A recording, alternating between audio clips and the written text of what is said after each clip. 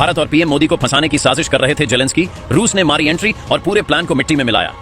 रूस का नया ऐलान सुनकर हिल जाएंगे अमेरिका और नाटो देश। ट्रंप के हाथ से निकला नोबेल पुरस्कार, फिर भड़के ट्रंप। ट्रेड वॉर और अमेरिका के टैरिफ के बीच भारत का ग्लोबल दबदबा। पुतिन खुद आएंगे भारत, जेलेंस्की भी करेंगे द्वारा। जो काम नहीं कर सके अमेरिका के राष्ट्रपति ट्रंप, क्या वो काम करके दिखाएगा हिंदुस्तान? तैयार हो रहा था चक्रव्यूह। भारत और रूस की दोस्ती दुनिया जानती है। जब भी कोई दुश्मन भारत की तरफ आंख उठाता है तब रूस भारत से पहले ही आगे खड़ा हो जाता है। ट्रंप को लग रहा था वो पुतिन को फंसाकर अपना नोबेल पुरस्कार पक्का कर लेंगे, लेकिन अब ट्रंप का सपना चकनाचूर हो सकता है। ट्रंप फिर से बौखलाए हैं और यूक्रेन को मोहरा बनाकर बड़ा खेल करने की तैयारी में थे। जेलेंस्की को मोहरा बनाकर भारत के खिलाफ एक चक्रव्यूह तैयार किया जा रहा था। पुतिन को भनक लगते ही यूक्रेन के साथ जो हुआ है वो आपको भी जान लेना चाहिए। रूस के एक बयान से अमेरिका और नाटो देशों की हवा निकल गई है। क्या है वो चक्रव्यूह और रूस ने कैसे भारत को बचाया है, आगे बताते हैं। पहले भारत कैसे ग्लोबल पावर बना वो देखिए। रूस और यूक्रेन के बीच शांति स्थापित करने को लेकर भारत की ओर से कई अहम प्रयास किए जा रहे हैं। इस साल के अंत में राष्ट्रपति पुतिन भारत आएंगे। तो वहीं अब यूक्रेन के राजदूत ने जेलेंस्की के भारत आने का संकेत दिया है। भारत रूस का खुलकर साथ देने लगा है, जबकि यूक्रेन को भी भारत नए रिश्ते से जोड़ रहा है। दिल्ली का कुतुब मीनार यूक्रेन के स्वतंत्रता दिवस के पूर्व संध्या के मौके पर यूक्रेनी झंडे के रंगों से रोशन हुआ। यूक्रेन के राजदूत अलेक्जेंडर पोलिस्चुक ने कहा कि भारत और यूक्रेन के बीच भविष्य की रणनीति साझेदारी की दिशा में काम तेजी से आगे बढ़ रहा है। उनका कहना है प्रधानमंत्री नरेंद्र मोदी ने यूक्रेन के राष्ट्रपति को भारत आने का न्योता दिया है और दोनों पक्ष फिलहाल तारीख तय करने पर काम कर रहे हैं। पुतिन का भारत आना पक्का हो चुका है और दूसरी ओर अब जेलेंस्की के भारत आने की खबरें भी आने लगी हैं।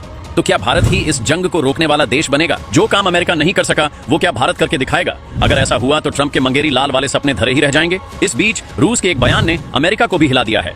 रूस का कहना है जेलेंस्की तो यूक्रेन के राष्ट्रपति ही नहीं है। रूस के राष्ट्रपति व्लादिमीर पुतिन ने 8 अगस्त को पीएम मोदी से फोन पर बात की थी। इस बातचीत में यूक्रेन को लेकर चर्चा हुई। 6 दिन बाद यानी 15 अगस्त को पुतिन डोनाल्ड ट्रंप से मिलने अमेरिका पहुंचे थे, लेकिन मोदी और पुतिन की काल ने अब अमेरिका, यूक्रेन और कई नाटो देशों में बवाल मचा दिया है। अमेरिका भारत को टैरिफ का डर दिखाकर दबाने की सोच रहा था। रूस से तेल न खरीदने का प्रेशर बना रहा था। तो इधर पुतिन और मोदी फोन पर यूक्रेन की चर्चा कर रहे थे। ट्रंप रूस और यूक्रेन जंग रुकवाकर नोबेल पुरस्कार लेना चाहते थे, लेकिन पुतिन ने अमेरिका को साइड में रखकर अपने भाई भारत का हाथ थामे रखा।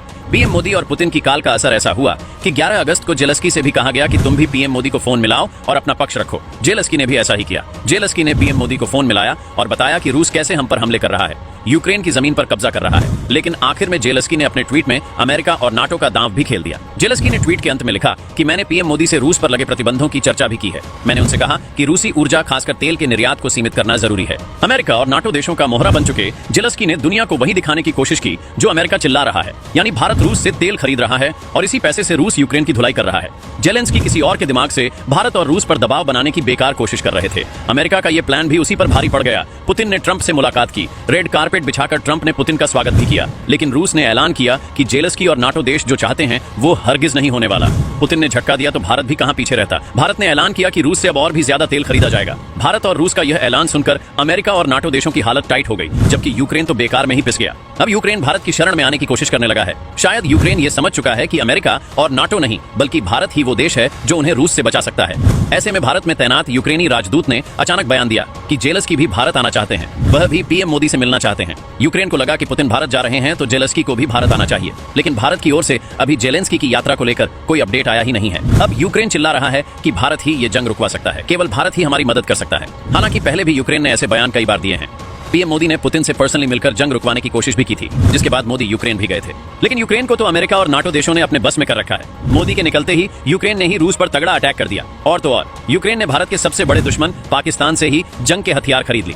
मतलब साफ हो गया कि यूक्रेन क्या चाहता है। भारत का स्टैंड क्लियर है, भारत शांति के पक्ष में है और हर तरह से मदद करने को तैयार है। भारत अब इस बातचीत में नहीं घुसने वाला, क्योंकि अमेरिका और नाटो देश मक्कारी नहीं छोड़ने वाले और इनका इलाज तो रूस ही करेगा। इधर यूक्रेनी राजदूत जेलेंस्की के भारत आने का ऐलान कर रहे थे और उधर रूस के विदेश मंत्री सर्गेई लावरोव दुनिया के सामने आ गए और तगड़ा ऐलान कर दिया। लावरोव ने कहा कि जेलेंस्की यूक्रेन की सरकार के डिफेक्टो प्रमुख हैं, यानी कानूनी तौर पर जेलेंस्की यूक्रेन के राष्ट्रपति हैं ही नहीं। लावरोव ने कहा कि मई में जेलेंस्की के 5 साल का कार्यकाल समाप्त हो चुका है। वह मार्शल लॉ लगाकर जबरदस्ती यूक्रेन के राष्ट्रपति बने बैठे हैं। ऐसे में अगर हम यूक्रेन के साथ शांति डील करना भी चाहें तो डील पर साइन कौन करेगा?